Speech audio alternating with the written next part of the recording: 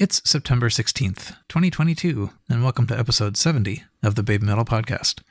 We gather in the podcast Discord server on every few months to discuss the news and thoughts on the past and future projects of Baby Metal. We invite you to join us, whether you're a longtime fan or have only just arrived. I am Paul, and I am joined by Kevin. I don't know where my microphone is anymore. Where is it? Did you find it? Am I here? Hello? And Maggie. Huh? What? Yeah? Yep. Huh? Somebody say my name. Who's this group? Why are we here? Yeah, so it's been a long time. What is it? It's September now. It's been 4 months. Damn, it's September. Yeah. It's been 4 months. It's not just September. So, September is May, almost over. June, July, August, September, right? Yeah, okay. It's been so 4 months. It's been basically 4 months. Almost to the day, because I believe the last time we recorded was like, I think it was May 15th or something. Yeah. So yeah, almost to the day. Yeah. It's been 4 months. Welcome to your quarterly earnings call. And so, we'll be taking questions at the end. Press star 47. Right. Yeah. And, I was looking at the notes from the last one, where it was sort of talking about, like, when we last recorded, the digital gallery had just come out, and, we had gotten a couple of these little snippet things, and there was a little discussion about, like, what happened, and it's still going on. It's just exactly, the same thing is still happening. Mm-hmm. So, I have an on-topic question to start us. Okay. All right, let's go. Of those of us who have the velvet black box, who has looked at it since the week it arrived? I moved it from one shelf to another. I moved it and then packed it and still haven't seen it since. Follow up. Yeah. Who's logging into the website you paid too much for the honor to have an account for? I did there at the beginning, and then I realized, there's a possibility this could potentially be new music, and I don't want it spoiled for me. So I actually stopped logging into it just so I don't get spoiled. I mean, that's kind of the point of being in a fan club, is that you do get the pre-spoils before everybody else, but when it comes to music, I like to be surprised, especially when it comes to baby metal. So I stopped just in case, because I know enough of whatever's been released kind of like towards the beginning, those first like 3 sectors. Yeah. Just enough to where if I hear it, if it happens to be new music and it does get released, and I do hear the snippets like on the album, or I'll be like, oh, hey, this is the beginning of that. Like, I'll at least have that excitement to deal with. But yeah, I have not touched honest. it. Yeah. I have not touched it either. I have not logged into it. I think I logged into it once in the last 4 months. Oh, okay. I go for every one. I'll be even more honest. I'm almost at a point where I have completely forgotten about this group's existence until the bi-weekly social post saying that they've increased 6% of whatever they're doing. Right. Mm-hmm. Yeah, the most recent percentage, the percentage completion that they're counting up to, they're at 73% now. At time of recording. I was going to say you did some math a while ago. Yeah, Does that math still check out? Are we still on track? Actually, I think it's going to be October. I think it'll be towards the end of October, or it'll be finished. Is that what we said? I think it was October. I think that's what Paul said. Sure. Yeah, an episode or two ago. 6 months ago. Yeah, there have been a couple people, I think, keeping track of it, and there's some nice multivariate modeling going on and stuff, but it does seem like it's roughly linear, and it could arguably end in October. I mean, like, it would be it would be unsurprising if it turned out like it was, if something happened on October 10th, right? Just because 10 is the new 4. Sure. But Funny Toss says he thinks it's sped up recently percentage-wise. Okay. Means possibility. Anyway, I forget, it was like probably 8% or something when we recorded last in May, and it's now 73%, so it's right. It'll be a long time no matter what. But at least another month or two. Yeah.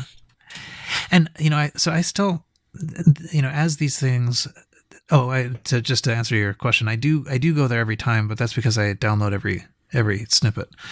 Oh, wow. And the reason I do that is because once an area gets a new snippet, the old one becomes inaccessible. You only ever have 10 at most. Right. And it's actually only fairly recently that we got the last one. Coffin, I think, was the last one that hadn't had any, and we now have two of them. I think, yeah, two, one. Interesting. I don't know. Nice. We'll just chalk that up to you being a good host and doing your research for a future episode. Yeah. Yeah. Exactly. On our next quarterly earnings call. But so I think these things. I still don't know what I believe about them. I do think that it would. The people who are in the gallery. I mean, so first of all, those people, there's no risk they're not going to buy the album whenever it comes out. Right. But they're also the ones who might be the most spoiler averse in a sense. Like Right. they're going to be the ones who you don't really want to wear people out on the melody or whatever before you even hear the song. And actually that reminds me a little bit of hypotheses about why fan cams get taken down, like struck, because then, particularly of like new songs, if the way you experience the song is through some crap fan cam, Right. that's not a great way. It doesn't leave a good first impression. True. That's an accurate statement. Yeah. Yeah. So for a long time, I kind of believed that this was going to be just kind of like music playing in the background of individual areas that had stuff in them, like little movies about history or, galleries of objects or something. The actual pictures in the gallery, every time that the audios update, the pictures change as well, don't they? Well, there's a like a movie that goes along with the audio. And that's different, so the movie is different for every audio snippet. But the sort of, each area has a sort of like a large cover picture that is, I think it's kind of derived from the cards. Yeah. And those are, or like the photo cards, and those are the same, those have never changed. But yeah, so I mean, I guess it does seem now that we've gotten a couple that have actual Su-metal vocals in them. Yeah, there was a couple. And yeah, so that's starting to make me think, that I'm losing hold of my faith in the idea that these are not going to wind up being like songs released on like an album or something. But I still want to believe that's not what we're hearing.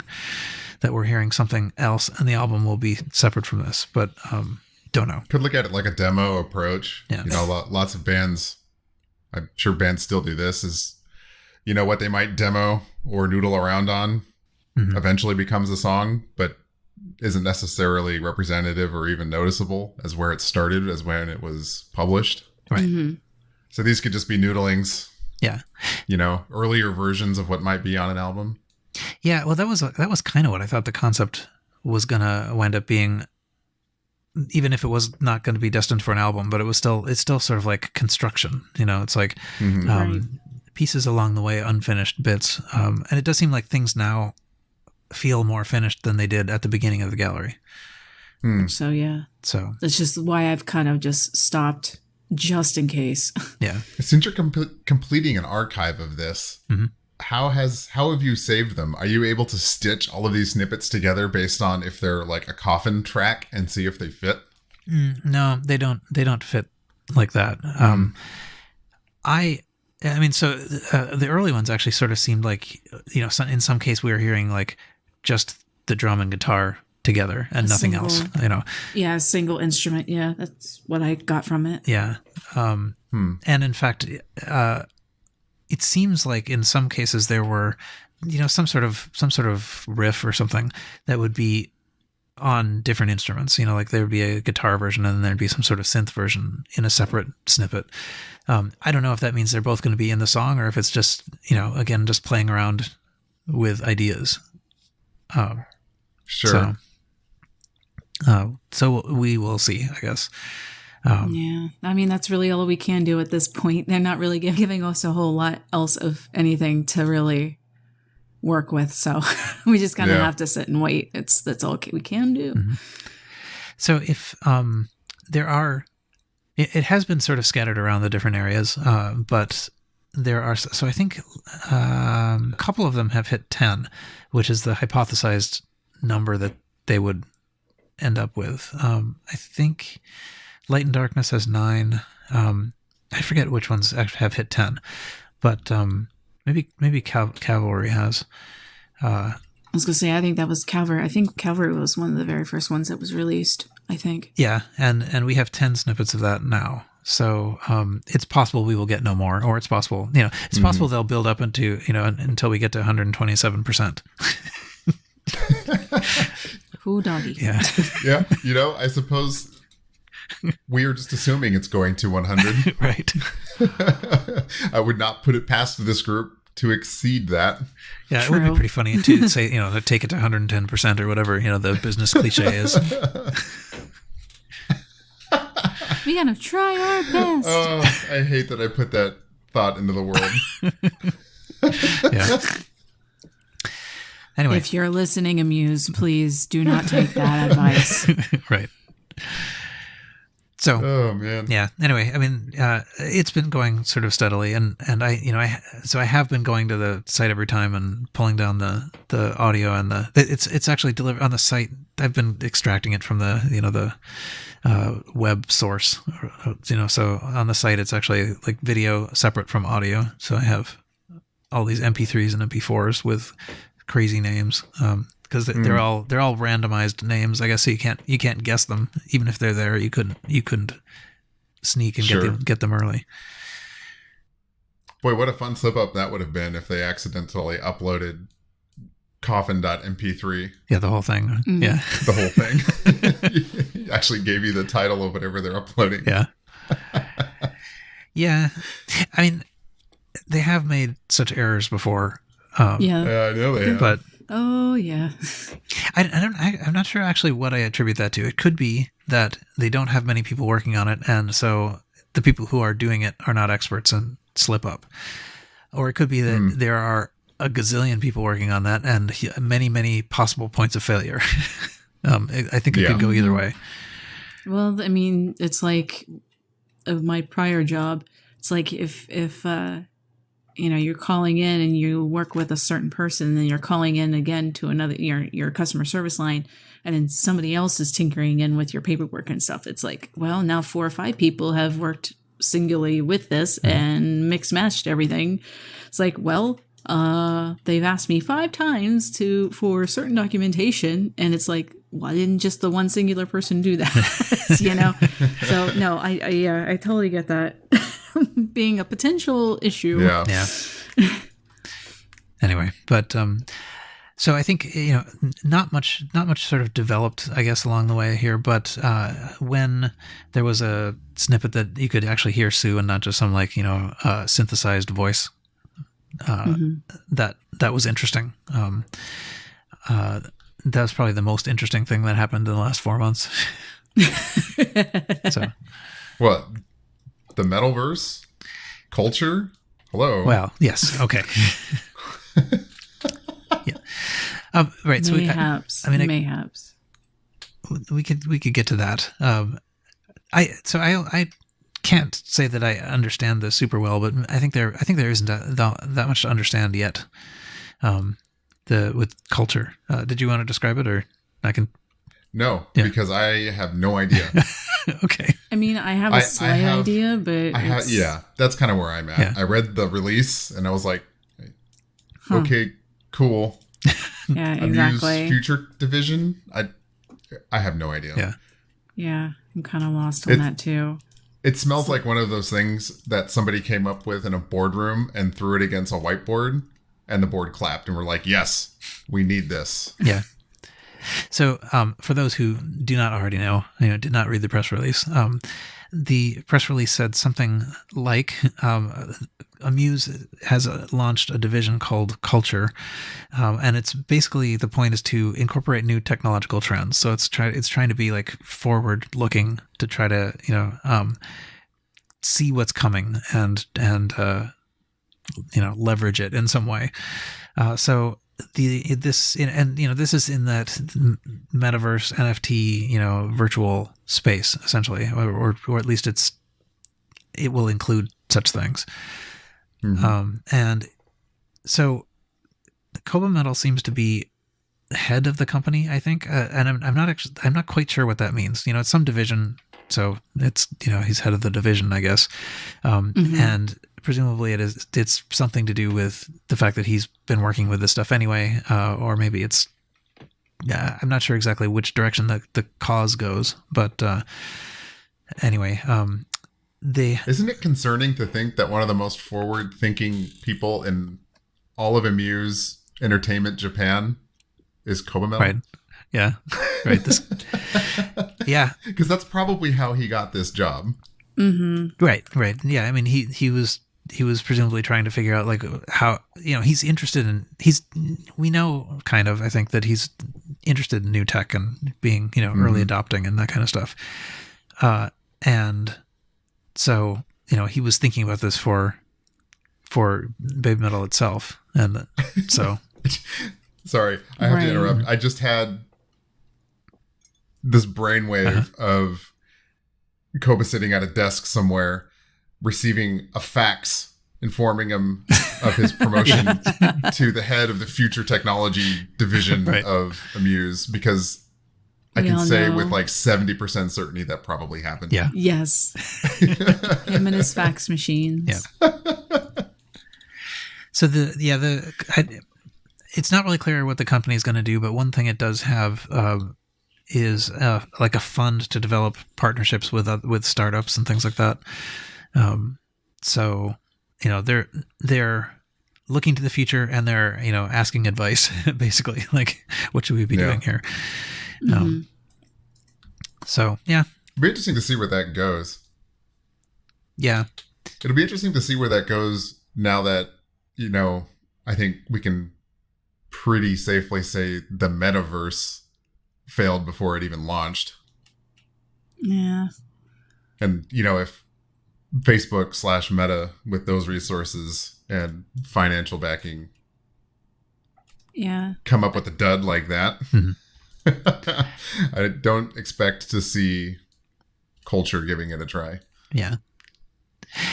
I mean, I'm not actually sure I even know what metaverse was supposed to be, but I still think that the idea of metalverse it's just a pun, I mean, it's just a concept of totally. Like connecting electronically, it's not anything that specific. Absolutely. Yeah. So let's see. Anyway, yeah, we'll see what happens with that. There actually have been a couple of BABYMETAL interviews as well. And so in one of them, so these came out between the last time we recorded and now. One of them was in PMC volume 23. And in that he did say something about this, that, he's talking about the future and, how to deal with interactions with people, with fans and things when international tours may not be possible. And just when things are going to go digital more and more. And he did say, okay, so one thing he says is, not everyone has, VR goggles. So, it's not going to, we can't just like immediately put everybody in some kind of world. He says wearing them for hours. But what are people going to do with their digital shoes? It's a good question. I do not know. Yeah. Yeah, that's still a question. What's going to happen with all those, Man, they call those NFTs? The snark. Yeah. Yeah, the digital shoes thing. I mean, they still have those. They're supposed to be receiving the physical ones at some point. Right. So I wonder if we can inquire about that from other minds and see if they've heard anything additional about that. I think content. I think we would have heard if anyone had heard. Right. I don't think those shoes are in the wild yet. Right. No, exactly. That's what I mean. So like, either. Like, you mean in the wild, like actually released? Yeah. They don't exist yet. Yeah. No, I don't think they would either at this point. We would have definitely known and seen. Yeah. Exactly. Yeah. The last thing I heard, I don't remember exactly how this went, but I think it was essentially that the company was still actually like trying to find a manufacturer. Yeah. Yeah. So they were going to be physical, but they hadn't figured out who was going to actually print them. Well, I'm sure could be. there's plenty of shoe manufacturers that'd be willing to jump on that. I mean, just, I don't know. Yeah. I guess I'm sure there Yeah, are, but I'm sure I don't. they have to find the one that meets their, financial guidelines, though. They don't want to Right. be spending $1,000 a pair Right. if they don't have True. to. True. But I think, as I recall, there was a kind of a promise that you could, that there was going to be some kind of virtual representation of these as well. Yeah. But- Yeah, well, we had that's a big the old NFT. speculative discussion about that Yeah. alongside the NFT Right. 6 months ago or whatever. Yeah. Yeah. Anyway, in the PMC interview, Kobo was saying, he doesn't think it's realistic to think of a virtual project in terms of like VR goggles and stuff in the span of just a few years. He says it'll be interesting to figure out how to make it so even an old fart like myself will be able to enjoy and make good use of it easily. Yeah. So Yeah, I mean, you have to consider about all those. I mean, it's just the way of it right now. Yeah, I have a headset. It's a procedure. And, I have a very expensive PC to drive it. yeah. Yeah, see, I the only VR thing I had was a one for like the PlayStation 4 or something like that. And I've looked into some of the ones for the computer, and those are not cheap. Yeah. You have to have an investor, and you have to have a good computer for that. Mm. And not everybody can afford that unless they go get the ones from Meta or whatever, the Oculus, I think is what it's called. It's getting closer. And even that is still a pretty penny. Yeah. I mean, it's like $300 or $400 or something like that. Sometimes $200. So is that black box of photo cards. I also will note that was half of a birthday present for me. Thank you, Kevin. I did not spend the full entire amount on that. Or else I wouldn't have got it. Fair enough. Yeah. It's expansive. Mm-hmm. Yeah, I mean, I guess the other thing too is that with anything like that, maybe things are better now.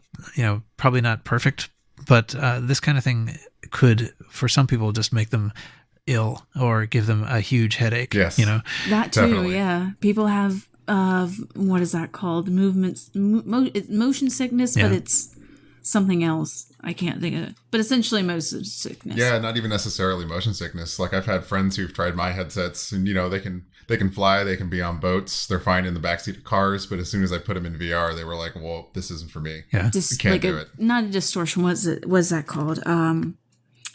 I can't think of the term, and that's really killing me. Eventually, I'll come up with it. Okay. Yeah. I have the, like the cardboard red blue glasses. Oh yeah. But I mean, even that doesn't work if you're not color sensitive. Mm-hmm. So, anyway, yeah, it does sort of seem like this is all. Oh yeah, I guess the next thing I'd sort of pulled out of that interview was that that the in this sense, Baby Metal's metalverse is more like just a concept. Yeah. So, which is what we were saying before, that like it's probably not really just putting on a VR headset and walking around a Facebook Right. space or whatever it is. And truly, the only linear progression from the Metal Galaxy is the Metal Universe or Metalverse. Yeah. Like, where else do you go? Right. I'm sure I True. have complained about the TV shows that like Yes. yeah they Yes, you have. I always think about that every single time. If they have to go another season, they have to somehow become like the stakes have to become even higher. Yep. Yeah. Don't worry, the album after Metalverse Yeah. or whatever's next will be dimensional or something. Yeah. Multiverse. Right. There you go. Yep. Time SD 3. Metal coined it. You heard it here first. Metal The multiverse. Metal Multiverse.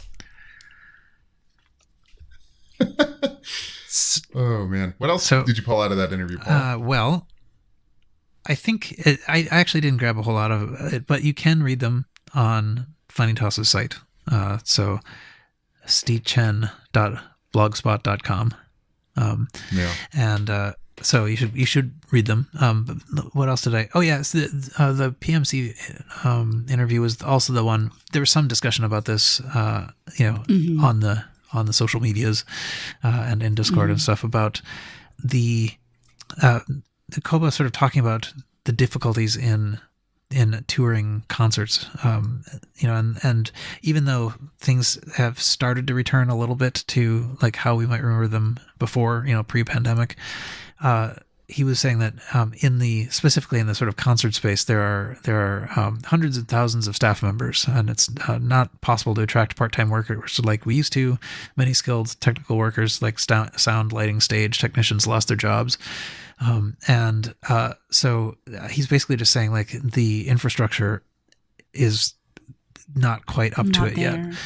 And gas is expensive now, so getting the flying people around to do world tours and stuff just costs way more, and labor costs more, but you can't ask them to reduce their charges because they have to live too. And, right. So people either did or didn't buy this, in the discussions on Discord. Yeah, I mean, exactly. I don't know how much I buy of it. I really honestly don't, especially with, I've seen so many announcements for this tour, that tour. Hell, Lady Gaga just is coming off of a big world tour. The woman's made of money, but, like if that woman who has immense amount of costume changes, stage props, lighting, sound, if she can hire them, I'm pretty sure that BABYMETAL can too. Yeah, they may not make as much money as her, but pretty much guaranteed. Well, I think you answered your own question there. They are there. I'm going to noodle around on some of this whataboutism because I do believe him to a point when he puts some different lenses on this stuff. Mm-hmm. Lady Gaga is a great example. I was going to use Metallica, but we'll stick with that because you brought her up. Okay. I just saw her in concert. It was great. Uh-huh. Nice. So yes, there are tons of smaller groups, smaller than BABYMETAL, touring, doing their thing. They don't need a ton of support. Mm-hmm. There are tons of huge acts back on the road, like Lady Gaga, who, like you said, are made of money. Yeah. Groups the size of BABYMETAL and with the production that they bring everywhere they go is in a really awkward spot. They need a lot of touring support, right? They need a lot of equipment, but they don't have Lady Gaga money. Yeah, that too. But they're not small enough to go with a skeleton crew, like some of the other bands, like BABYMETAL, right, is a great example. They're doing a U.S. tour coming up. They tour with like 10 people. That's including the band members. Right? There's a lot more. So they're just kind of in an awkward space. So I kind of see that.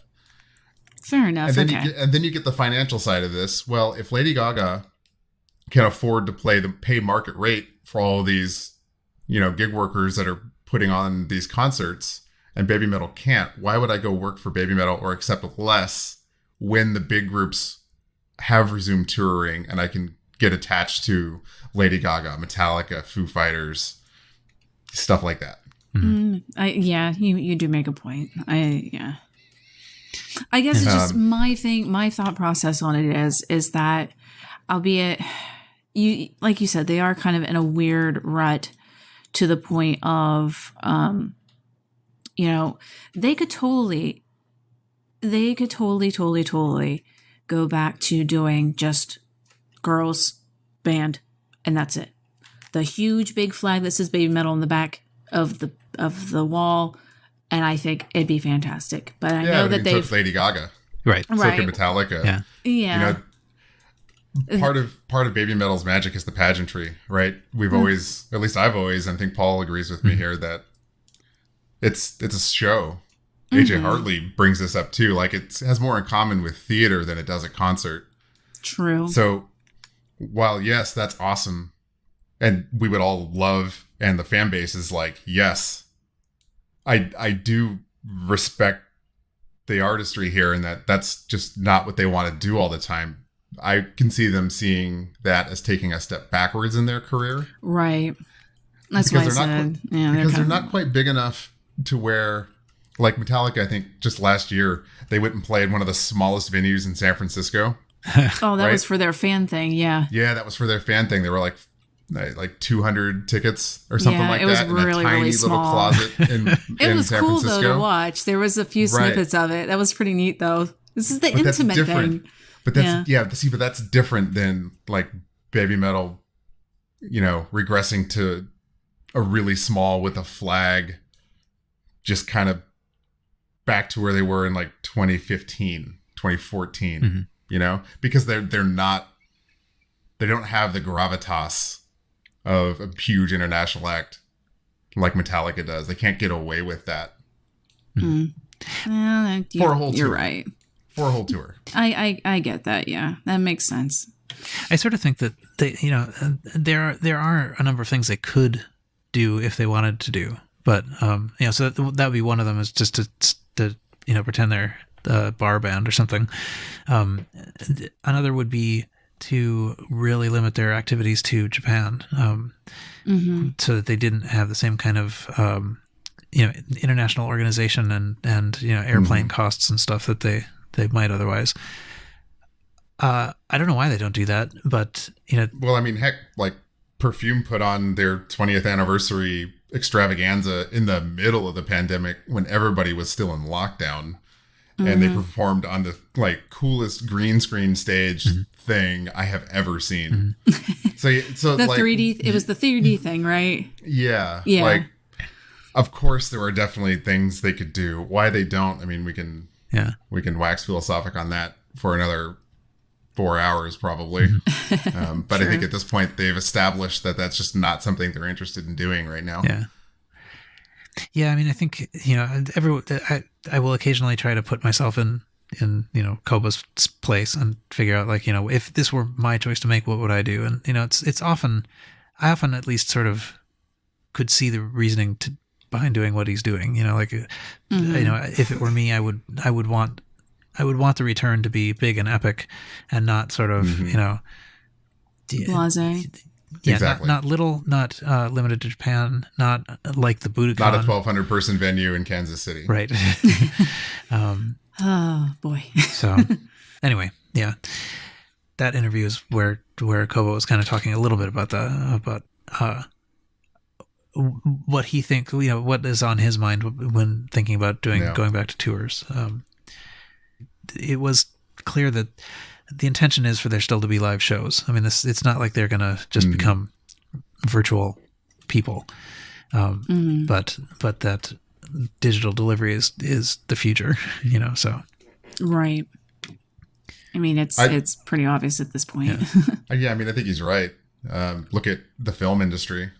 Look what the pandemic did to the film industry and how they adapted to releasing on streaming. We're only just now getting back to theater releases that aren't simultaneously released on, you know, whatever streaming platform they're aligned with. Right. Yeah. Yeah. And even then, time to release, like Top Gun just came out in July and it's already available on Paramount Plus or whatever. So that used to be like 6 months for theater runs. Even then, sometimes it was 3. Like it's sometimes really short. Yeah. But yeah. I guess I would assume that that's because they hold it off of streaming because they think the theater will make money, right? They'll make way more money selling you a theater ticket. Yeah. Because then you've got, Don't let any filmmaker ever tell you it's for the artistry. They want you to experience it on the big screen. That's bullshit. They just want your money. Yeah. Damn, it's David telling Lynch. it how it is. Jeez. But, yeah, I seem to remember actually that. I mean, I'm sure many people have said this, but I remember this being attributed to David Lynch, who I could sort of believe, you know, barely cares about anything but the art. So yeah, unless you're at a Sundance. Yeah, they're just trying to make money. Fair enough. All right, let's see. Anyways, that's totally off topic. What else can we talk about? Well, I mean, you know, right. I think that's what you mean. Speaking of TV movies. Well, one more thing about the interviews. There's a Hedoban interview as well, and I took even fewer notes on this. That too. But so it was basically the same time. This one was really released actually a little earlier than the PMC one, June 15th. But there were a couple of notes about the songs being developed, and it was I don't know if we knew this before, but Onodari Daisaksan was, you know, it's this Limp Bizkit type style song or whatever, and it was actually I guess it was they had, it was like a competition or something. They had several teams of songwriters like putting together their ideas, you know, and then they picked from those, which is the one that actually went onto the album. So was interesting. I don't know. I don't think I ever really connected Limp Bizkit to that song before. I can't say I did either. Do I now that he said that? I don't know. Maybe more Ine, but not so much. Yeah, on the no. Yeah, I don't know. Anyway, that was what it said in the interview. Yeah, I can see Ine. I don't know that I can see Limp Bizkit, but who am I to say what inspired him? And I think we did know this too before, but BMC was a really last-minute project, barely completed in time. I think I did hear about that before. Yeah. He did actually also say that there was a sort of competitor song to BMC. There was another song, and just in the context of the interview, it sounds to me like it was another sort of rap style song that was being developed at the same time as BMC. And Koba said it wasn't ripe for harvest yet; it needed to mature a bit longer. So ultimately, they decided it was going to be better to release BMC first, which means there is another one out there somewhere. Bring it on! I want to hear it. Yeah. Yeah. I'm one of the people that enjoy BMC. Oh, yeah, I like it. I guess I probably listened to it most on Legend Metal Galaxy. It was played at the Budokan shows though, wasn't it? Mm-hmm. Yes. Maybe I should listen to that one because the Legend Metal Galaxy one, it just drags on in certain spots, because it's it's a little got to bit. drive forward. Yeah, you have to have time to move the little the diamonds stage around. to the center. Yeah.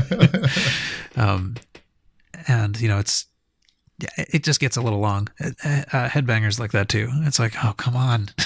See, I like the Headbanger one though. So This is the 30-second time around this chunk. Yeah, God, I was there and I was like, come on, let's go. Yeah. Well, I was only like that because I was in the back. I wasn't actually able to participate in any of the bowing, so it kind of made me sad. I was trying to get the other two girls beside me to do it, but they were just kind of like, bouncing, but they weren't really like going over it because I was standing right on the rail end in the backside. Mm-hmm. So right along where the walkway is for people to get into the bins or whatever you call those pins. Yeah, I had two girls beside me, excuse me. And, I was trying to get them to really go down, but they didn't really want to get into it that much. They were kind of like, just bouncing their head essentially. But they were like probably wondering, oh, this guy just crazy. She's nuts. The video is pretty, the video of the crowd is still pretty impressive though. It's a lot of participation out there. They were showing it up on the screens too. They had the cameras in the things with the bone guys coming out and stuff. And I'm like, that is the sweetest thing. It's so cool. All right, let's see. So now I think the thing that you were alluding to, the segue that I broke. The other thing, the other segue. Yeah. Thanks, Paul. But so there is a TV show on. I should have looked that up ahead of time. It's a Netflix. Okay, it's a Netflix show called The Imperfects. Does anyone here know this? No. I know why we're talking about it, but I have not seen this show. Yeah, neither have I. So I've made it maybe 3 episodes in. There are 10 total. So I have some idea of what's going on, but I don't know how it's going to develop. It's I appreciate your dedication to this show that you're 3 episodes into this series. Yep. And the reason that we are, that I know anything about it is because in episode 6, the song Karate is used. It's another fan. Yeah. But it's, you know what? I wonder if it's the same production or post-production company that worked on what was that other Netflix show a few years ago? Yeah, Altered Carbon, maybe. Altered Carbon. Yeah. Altered Carbon. I wonder if it's the same post-production company. I wonder. That's always a possibility. It is. I mean, it's another that would Netflix not surprise show. Me. So it's another Netflix show. Same song. Mm-hmm. Yeah, it's possible. So one thing that so when it showed up in Altered Carbon, that was That was just in the background. It was karate too. Yeah, it was in the background of a scene. Yeah. Or something. Yeah. So I think some people were talking at a table or something like that, and somewhere in the background, very quietly, you could hear the song. Yeah, I think they were walking through a crowd. Yeah. Like I think it was outside. I'm trying to vaguely remember. I'm pretty sure it was like in a back, like a side alleyway where it was like shopping stalls and stuff. Right. It was like one of those very tight alleyways, and there's just this guy and somebody else, and yeah, you could hear it in the background. I think that's how the scene went, if I remember correctly, but it's been a hot minute. Yeah. Yeah, that was years ago. Yeah. And that one I made it maybe half of an episode into. Yeah, I didn't finish that one at all. Yeah, I didn't even start it, so it's that okay. was rough. I didn't have Netflix at that point, so I didn't care. Supposedly it got better because it got renewed for another season, and everybody said it got a lot better, but I was not willing to get there. I see. Okay. Fair enough. So, what I think is kind of cool about the appearance in The Imperfects is that it's actually like the characters it plays a role basically in the story. That it's the characters can hear it. So the whole scenario is basically you've got this set of people that have powers of various sorts that come through genetic modifications. So it's one of those, right? Right. But so one of the characters has sort of something like super hearing and also some sort of power with her voice. But as I say, I'm only 3 episodes in and not 6, so I don't actually know what was going on in the 6th episode, but at least kind of know the characters. And right. So I think what was happening was they were using this music as a way to kind of neutralize the super hearing person's ability to like detect what was happening. So she wouldn't hear them coming because she was being distracted, somehow by this music. And so that's interesting. They picked, this was the song that they picked to play, and so, and it's interesting too because it's it's treated it's not just background music. It's it's actually there, and so like as the scenes shift, from outside to inside to whatever, it goes from like super thumpy, like behind a wall to like present in the headphones to all these different sort of takes, perspectives on this music that's playing. So it's it feels like it's there in the universe. So anyway, I'm entertained so far by the show itself. Well, that's good. So well, that's good. Yeah. I mean, that's what matters. So but who knows? So it could be that when people make it to episode 6, there will be a spike in the search for like, what was that song? I mean, Could be. As of late, the last how many months? Let's see, 9 months since the beginning of the year. There's just been a whole lot of just spike in use of baby metal, just stuff in general, songs. Like, I mean, Tiny Tina's Wonderland. Tiny Tina's, yeah. And in fact, heck, that was twice. Yeah, I think they did. Yeah, they did. The Gimme Chocolate, and they used something else. Wasn't Megitsune. I think they used Megitsune in their second trailer. Oh, okay. No, the second time. Okay. The first time, I believe, was Gimme Chocolate. Okay. But yeah, I've been seeing, I mean, this just seems to be a bit more prominent as of late since they've done their little seal or whatever, that their media has been used a lot more in other medias. And I'm wondering if that's just a way to try to keep relevant. I wonder if that's their idea in behind that. Because, I mean, beforehand, when they've been really active, there's wasn't a whole lot of use of their stuff. I mean, every once in a while, of course, Altered Carbon had, the song in there, but that was like a one-off situation. I'm sure Team Baby Metal had nothing to do with it. Yeah. Yeah, it's true. I don't know. Yeah. I would be really surprised. You don't think that they would get veto power? That it would just be Netflix talking to Amuse and. Yeah, I don't even think Netflix talks to Amuse. It would be who's the U.S. publisher. Yeah, I suppose it's. I don't know. And it's probably for all we know, it could have just gone into a library of licensed music. Yeah. Right, and that's just an option because unless you're looking for something really specific, there's huge libraries out there that you can edit to, that you can, that you pay a bulk fee for licensing, basically. Mm-hmm. Yeah, it could be. I guess I was sort of thinking that, like Maggie was saying, I guess that that it seems like it's ramped up a little bit, and so it's certainly possible. Yeah, if it's just in a library, I guess I was thinking that people must ask for this and be turned down. That's the thing, is where we don't really know a whole lot about like the music industry and how that sort of thing works. I mean, I've heard different stuff about the rights to music and stuff, especially with the only one that comes to mind right off the top of my head is Taylor Swift.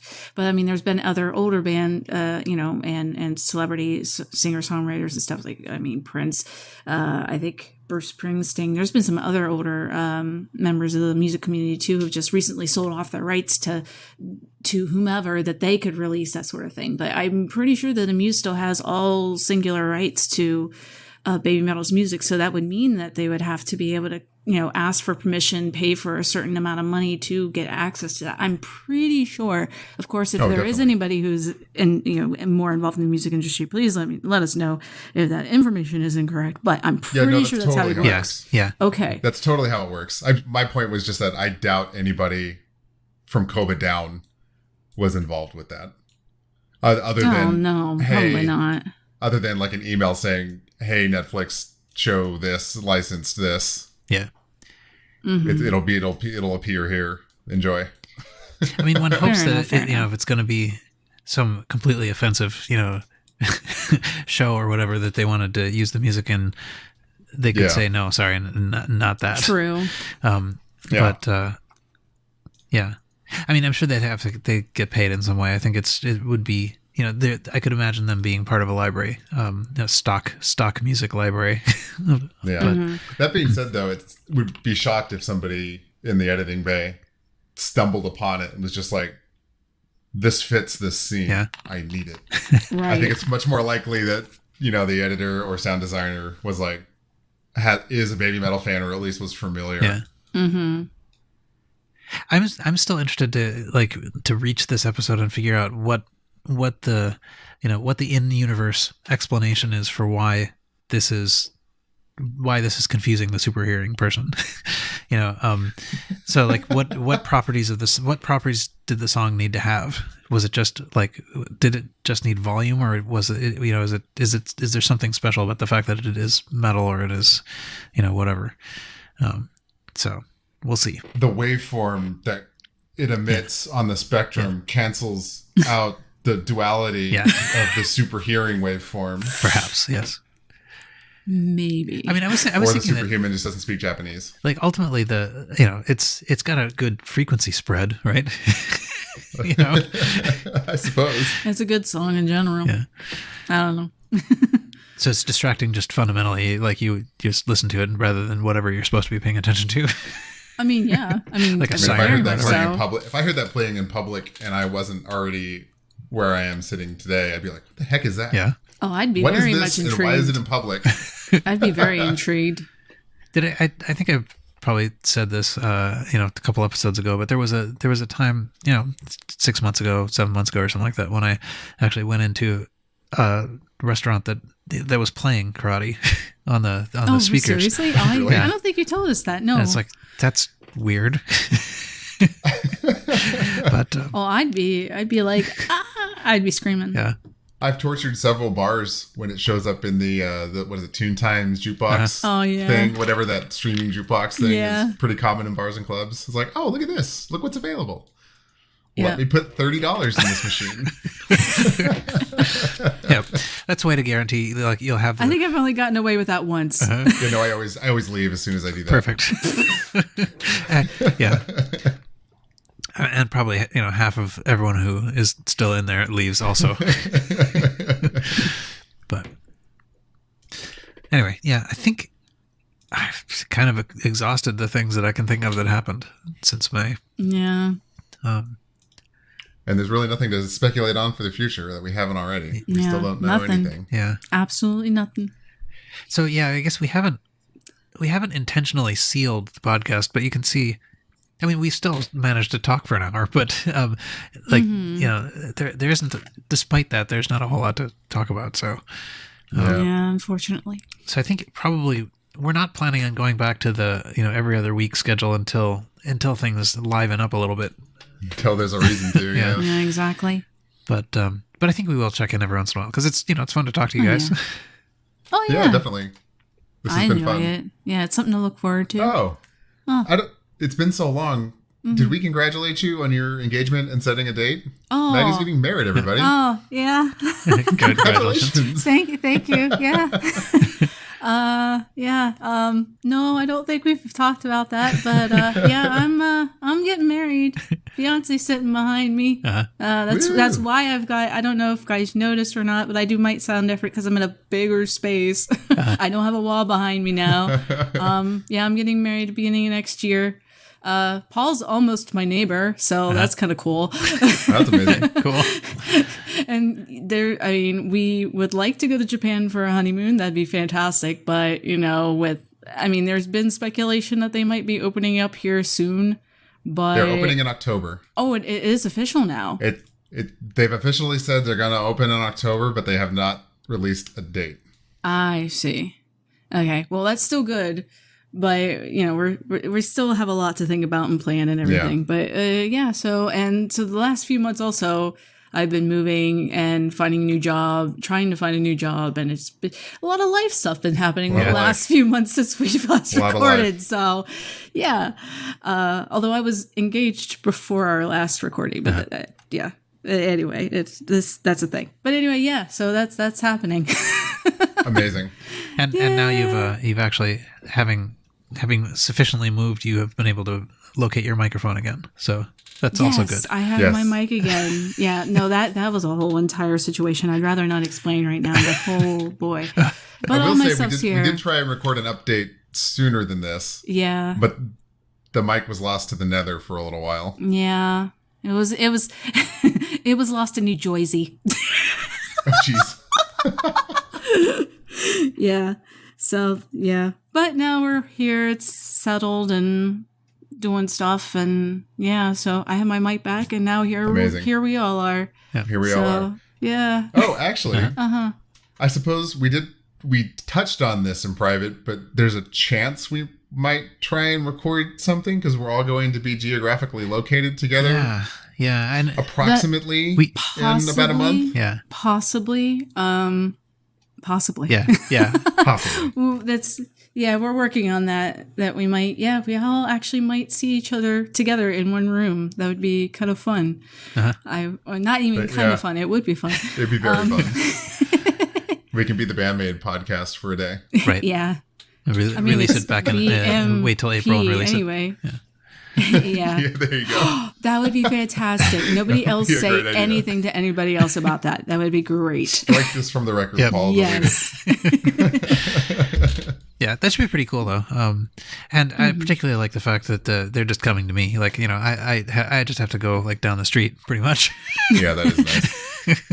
But yeah, that is nice. Yeah, I'm also blessed with that. Yeah. Yeah, I kind of have to travel a little bit to either the show that I was planning on going to, hopefully, or the other one. Mm-hmm. So I still have to travel one way, but it's just a matter of job and money and potentially even getting a ticket because I believe it's still sold out in some places. So we'll find you a ticket. I know people. If you can go, we'll make it happen. Mike is yeah. We'll make it happen. I'll make it happen. We'll make it happen. So actually, I guess that's likely to be the next time we record, I suppose.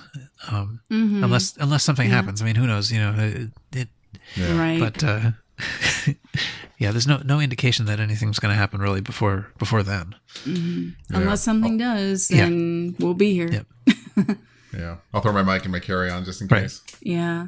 Oh, I guess actually October 10th is before that. So yeah, that's what I was saying. Yeah. If something happens beforehand, that would be very exciting. Mm-hmm. Oh, it would. It would be nice. Is it really October 10th? Holy crap! I got to book. Yeah, that's another month. Yeah, October 10th is the Baby Metal specific date. But I think the concerts are like the end of October. It's the end of the month, right? Yeah. I thought they were starting at the beginning. Something like that. Yeah. I still need to go book that freaking flight, but Yeah. Yeah, you might want to do that. I digress. Cool. Well, yeah, I don't know. Not much to report on for me, but someday I'll get the stuff out of boxes and display it again. But yeah, not much here either. Yeah. All right. Well, thanks everybody in the Discord, podcast room for joining us and last minute at a weird time on a Friday night. Yeah. Yes. Or Saturday morning. Yep. For some people, yeah. Yeah, it's pretty interesting. We have a fairly broad fan group of this band is widespread enough that we have a lot of time zones.